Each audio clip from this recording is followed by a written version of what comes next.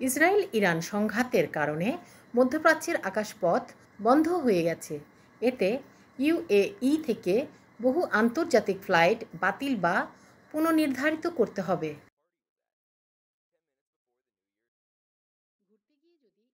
এই পরিস্থিতিতে যাত্রীদের জন্য রিফান্ড ও বিমা সংক্রান্ত গুরুত্বপূর্ণ তথ্য তুলে ধরেছেন ভ্রমণ বিশেষজ্ঞরা। চলুন জেনে নেই। বেশিরভাগ সাধারণ ট্রাভেল ইন্স্যুরেন্স পলিসি যুদ্ধ, সন্ত্রাসবাদ বা রাষ্ট্রীয় হস্তক্ষেপ জড়িত কারণে ফ্লাইট বাতিল হলে ক্ষতিপূরণ দেয় না।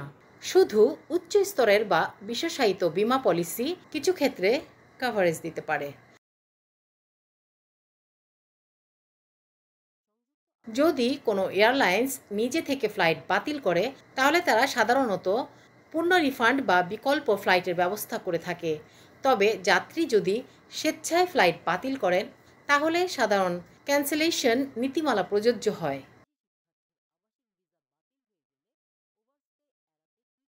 বিলম্বিত ফ্লাইটের ক্ষেত্রে বেশিরভাগ বীমা পলিসি খাবার, হোটেল বা পরিবহন খরচ কভার করে, যদি বিলম্ব নির্দিষ্ট সময়সীমা অতিক্রম করে।